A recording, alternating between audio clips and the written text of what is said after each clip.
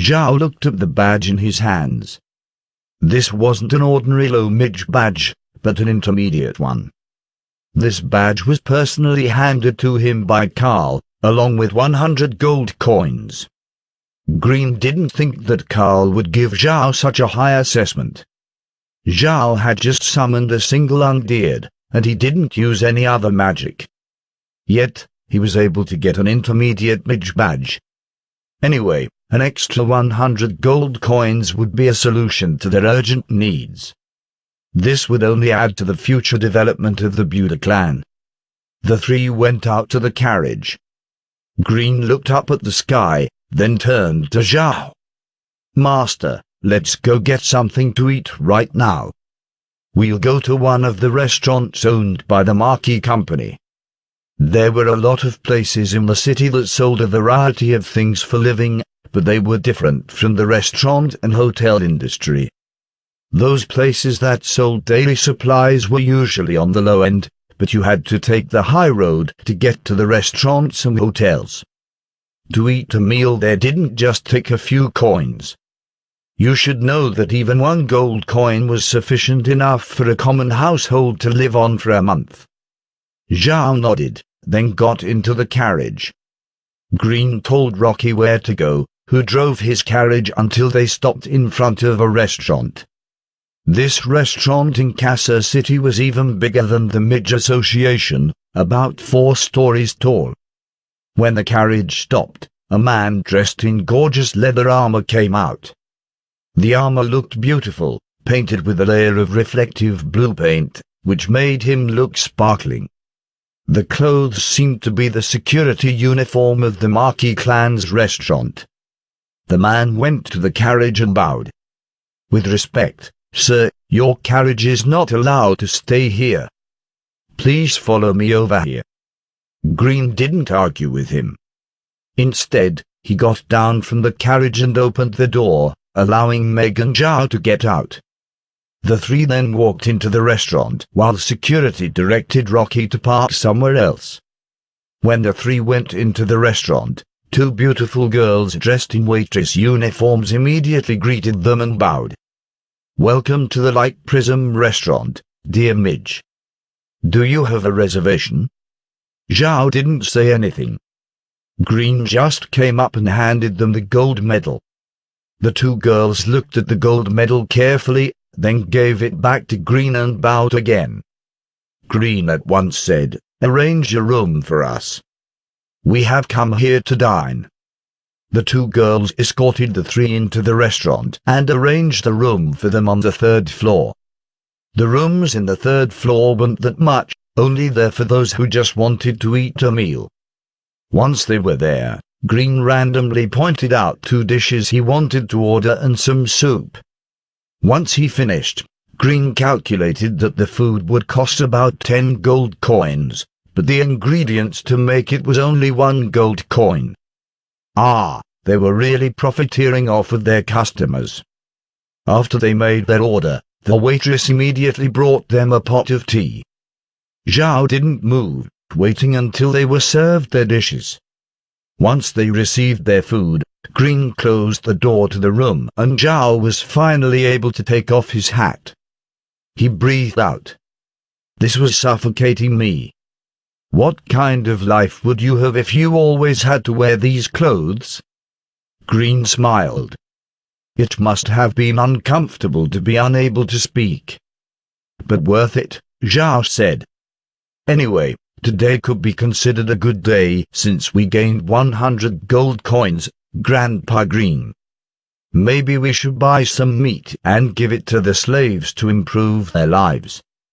Although we were able to get 100 gold coins, Green said, "We don't know when Laura would come back, so we should hold on to the money and save it for later." Zhao nodded helplessly.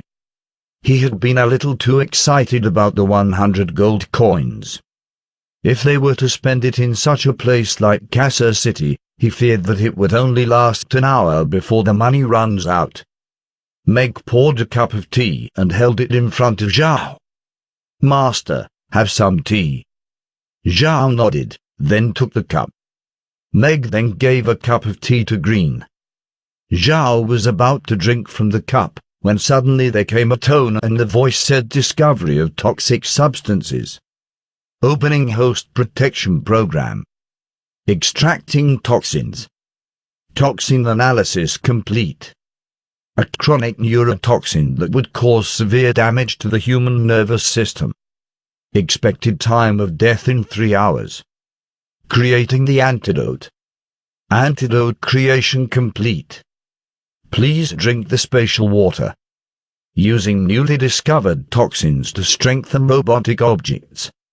Zhao froze in amazement, then he immediately put down the cup. He looked at Green, who was about to take a drink. Stop! Grandpa Green, the tea is poisoned. Green stopped for a moment, then his face changed. He immediately put his cup down on the table and rushed towards the door. He opened it and looked out, finding no one. He then closed the door and sat back down at the table. Master, is the tea really poisoned? Zhao nodded. Ah, it's a chronic poison. But you don't have to worry, Grandpa Green. The antidote to the poison is already in the spatial water, so you can rest assured. Green was still frowning. We're in a restaurant that belongs to the Marquis Company, so it should be impossible for others to try to poison us.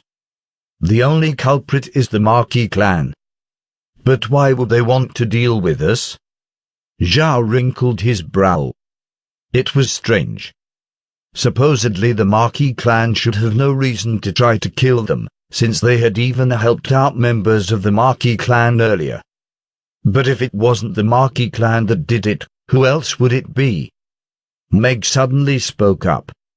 Master, Grandpa, I think that the Marquis clan attacked us because of the infighting within their clan. Couldn't that be the reason? Zhao and Green hadn't thought of that, but it made sense. Green nodded his head. That's most likely true. We had shown them the gold medal, which must certainly be an important thing, otherwise why would Laura give it to us as thanks for saving her life?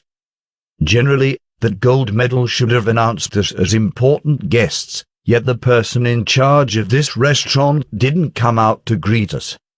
If the person in charge didn't appear, then there must be a problem. Zhao frowned. It seems like we have stumbled into the Marquis clan's internal struggles. They told the Immortal Mercenary Group what Laura was doing, and when the group failed to kill her because of us, they might have mistaken us as enemies.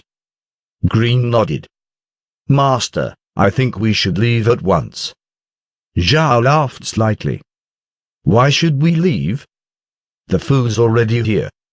I wanted to see if they poisoned the food or not. If they really dared to do that, I would burn down this restaurant. Zhao felt ignited. Although he was an otaku that wanted to remain low-key, that didn't mean he doesn't feel anger. An honest man wasn't the same as a man without a temper. Although they still weren't completely sure who was behind this poisoning incident, only the infighting within the Marquis clan could have caused it. Did you think that your internal struggles had anything to do with me? I was just passing by and saved Laura's life from the Immortal Mercenary Group. Just for that, you would go so far as to poison me? Zhao thought to himself. While thinking that, he picked up a knife and fork and ate the food. To be honest, it tasted delicious. But it wasn't toxic. Zhao told everyone that the food wasn't poisoned. But just to be sure, Zhao added some spatial water to the pot, which would detoxify the poison. While drinking the water during dinner, no one was afraid of poisoning.